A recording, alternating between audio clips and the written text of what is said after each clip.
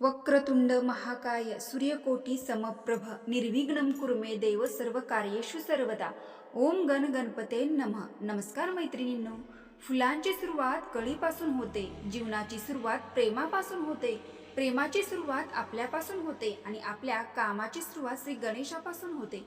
माघी गणेश जयंतीच्या शुभेच्छा. मैत्रिणींनो, श्री गणेश हे भक्तांचे प्रिय आराध्य दैवत आहेत. गणेश भक्त आपापल्या श्रद्धेनुसार श्री गणेशाची सगुण आणि निर्गुण उपासना करीत असतात. त्यामध्ये पूजा अर्चा, स्तोत्र, मंत्र पठण, अनुष्ठान, होम हवन, दान धर्म, उपवास, चतुर्थी व्रत इत्यादीचा समावेश आहे.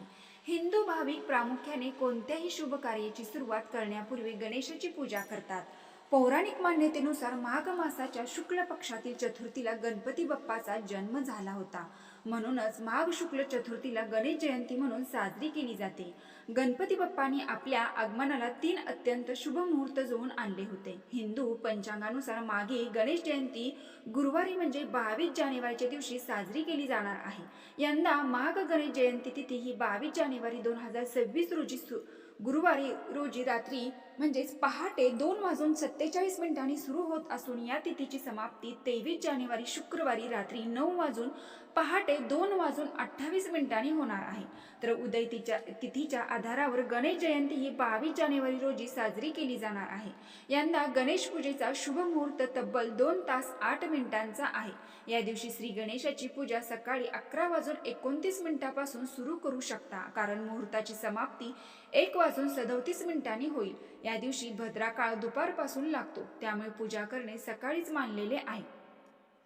गणेश जयंतीच्या दिवशी चंद्र पाहण्यास सक्त मनाई आहे. या दिवशी निर्धारित कालावधीत चंद्रास पाहिल्याने चोरीचा आळ येतो असे विशेष म्हटले जाते, किंवा वाईट गोष्टी, वाईट संकटे आपल्या माथ्यावर लागतात असे विशेष म्हटले आहे. त्यामुळे या दिवशी सकाळी 8:52 पासून ते रात्री 9:01 चंद्र पाहू नये असे सांगितले जाते. हा चंद्रदर्शन निश्चित कालावधीत 12 तास 8 मिनिट असणार आहे. वैद्यकीय दिनदर्शिका अनुसार परीग योगासह शिव आणि रवी योग तयार होत आहे. या दिवशी परीग योग दुपारी 12:24 राहील. त्यानंतर शिवयोग सुरू होईल. यासोबतच सकाळी 7:09 पासून रवी योग तयार होत असून 23 जानेवारीला दुसऱ्या दिवशी पहाटे 2:33 हा योग असेल. त्यामुळे या कालावधीतील आपल्याला रवी ग्रह मजबूत करून भगवान शिवाचे सतत नामस्मरण करत राहायचे आहे, कारण या कालावधीत भद्राचे सावट सुद्धा आहे, जे रात्र 10:26 पासून ते 23 जानेवारी सकाळी 7:09 असणार आहे. तसेच मैत्रिणींनो, शास्त्रानुसार या दिवशी चंद्रदर्शन करू नये असे मानले जाते. या दिवशी चंद्रदर्शन झाल्यास कलंक लागतो अशी मान्यता आहे. माघी जयंतीला विनायक चतुर्थी, तिलकुंद चतुर्थी म्हणूनही ओळखले जाते. माघी गणेश जयंती दिवशी गणपतीच्या आवडीचा मोदकाचा प्रसाद ठेवला जातो. त्याच सोबतच तिळाचा एखादा पदार्थ नैवेद्य म्हणून देखील बनवला जातो. गणेश भक्त या दिवशी गणपतीच्या देवळात जाऊन गणपतीचे दर्शन घेतात. या तिथीचे वैशिष्ट्य म्हणजे या तिथीला श्री गणेशाचे तत्व हे नेहमीच्या तुलनेत 1000 पटीने कार्यरत असते. भाद्रपद महिन्यातील चतुर्थीप्रमाणे माघ महिन्यातील चतुर्थीलाही तेवढेच महत्त्व आहे. काही जण घरीच गणपतीची मूर्ती आणून पूजा करतात, तसेच काही ठिकाणी सार्वजनिक स्वरूपात साजरा केला जातो. महाराष्ट्रात 1.5 दिवस माघी गणेश उत्सव साजरी करण्याची प्रथा आहे. गणेश जयंती दिवशी हळद आणि सिंदूर यांनी गणेश मूर्ती बनवण्याची पद्धत आहे. या गणपतीची विधिवत पूजा करून त्यांचे दुसऱ्या दिवशी विसर्जन केले जाते. केळाने तयार केलेले पदार्थ गणपतीला अर्पित केले जातात, म्हणून याला तिलकुंद चतुर्थी असे म्हटले जाते. या दिवशी गणपतीची पूजा करण्यापूर्वी तेल मिश्रित पाण्याने स्नान करावे, तिळाचे उटणे लावावे अशी प्रथा आहे. जे भक्त नियमित चतुर्थीचे व्रत काही कारणाने करू शकत नाहीत, त्या लोकांनी माघी गणेश जयंतीचे व्रत केल्यास त्यांना संपूर्ण वर्षातील चतुर्थी केल्याचे फळ प्राप्त होते व त्या भक्तांच्या सर्व मनोकामना पूर्ण होतात अशी मान्यता आहे. या दिवशी या वेळेमध्ये पूजा करणे खूप शुभ राहणार आहे. चला जाणून घेऊया माघी गणेश पूजा कधी विधी करावी. हार फुलांचा घेऊनी वाहू चला हो गणपतीला, आद्य देवत साऱ्या जगांचे पूजन करूया गणरायाचे. प्रतिष्ठापनेसाठी स्नान करून पितांबर, धोतर किंवा नेहमीचे वस्त्र घालावे.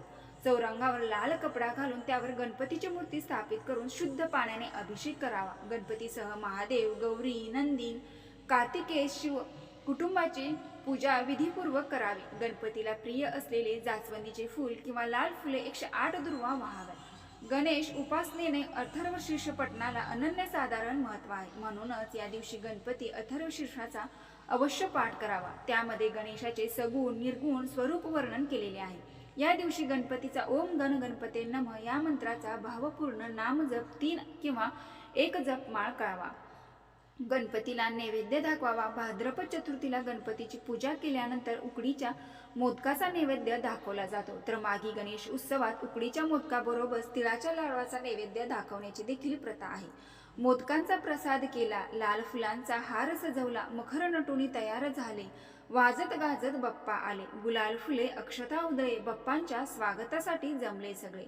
माघी गणेश जयंतीला चंद्रदर्शन निषिद्ध मानले गेले आहे. या रात्री चंद्रदर्शन केल्याने मानसिक विकार उत्पन्न होऊ शकतात.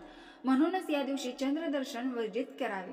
माघ महिन्यातील माघी गणेश जयंतीला गणपतीची आराधना केल्याने सर्व संकटे दूर होतात, मानसिक विकास दूर होतो, त्या जन्मी सर्व मनोकामना पूर्ण होतात, मोक्षाचा मार्ग मोकळा होतो. गणेश चतुर्थीच्या दिवशी विविध रूपात गणेशाची पूजा केली जाते. आपण गणेशाच्या मूर्तीची प्रतिष्ठापना करून त्यांची पूजा करतो, म्हणजे त्यांच्याकडूनच मिळालेल्या गोष्टी आपण त्याला अर्पण करत असतो. ठराविक दिवसानंतर मूर्तीचे विसर्जन केले जाते. यातूनच आपल्याला हे कळते की ईश्वर मूर्तीमध्ये नाही तर तो आपल्यातच आहे.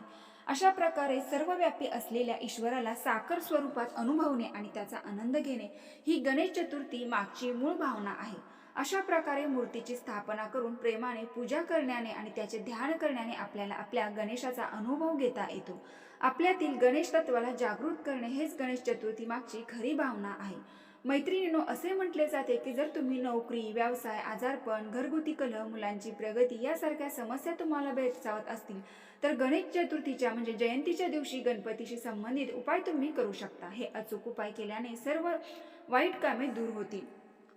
चला तर मग जाणून घेऊया कोणते आहेत ते उपाय. मैत्रिणींनो, गणेश जयंतीच्या दिवशी गणपतीला प्रसन्न करून त्यांचा कृपा आशीर्वाद प्राप्त करण्यासाठी व आपल्या सर्व मनोकामना सर्व गोष्टी साध्य करण्यासाठी या दिवशी आपण हे उपाय आवर्जून करावे. 1.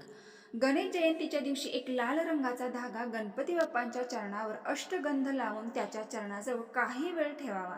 यानंतर गणपती बाप्पा समोर बसून ओम गण गणपते नमः या मंत्राचा 108 वेळा मनातल्या मनात जप करावा.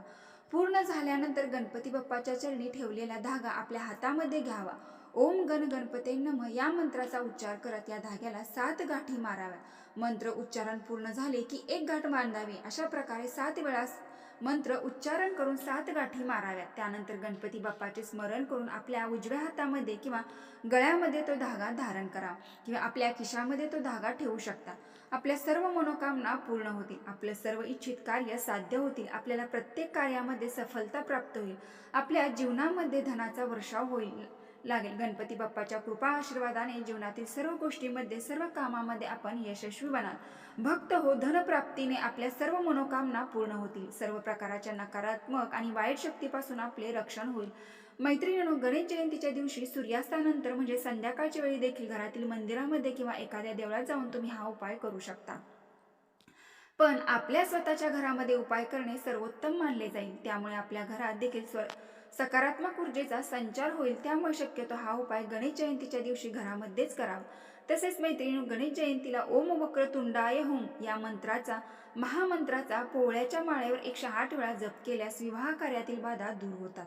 जर आपल्या घरात विवाह इच्छुक मुली असतील तर या मंत्राचा 108 वेळा अवश्य जप करा. विवाहामध्ये येणाऱ्या सर्व अडचणी दूर होऊन इच्छित स्थळ नक्की मिळेल. जर आपल्या वैवाहिक जीवनामध्ये संसारामध्ये क्लेश, वादविवाद किंवा काही कारणापासून नात्यामध्ये दुरावा निर्माण झाला असेल तर गणेश जयंतीच्या दिवशी ओम वक्रतुंडाय हुम या मंत्राचा लाल माळेवर आपण जप करावा आणि आपल्या मनातील जी काही इच्छा असेल ती गणपती बाप्पासमोर बोलून दाखवावी. यामुळे सर्व शक्तीची प्राप्ती होते, आपल्या जीवनातील सर्व समस्या दूर होतात.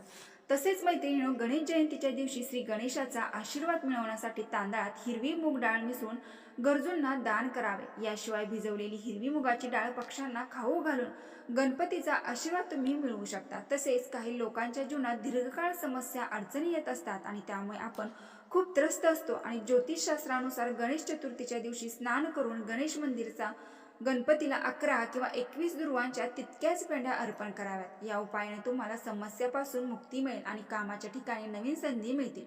आपण सर्वांना यश, सुख, समृद्धी व समाधान लाभो ही श्री गणेशाच्या आणि प्रार्थना पावन माघी गणेश जयंतीच्या नेमाने निमित्ताने आपणा सर्वांना हार्दिक शुभेच्छा.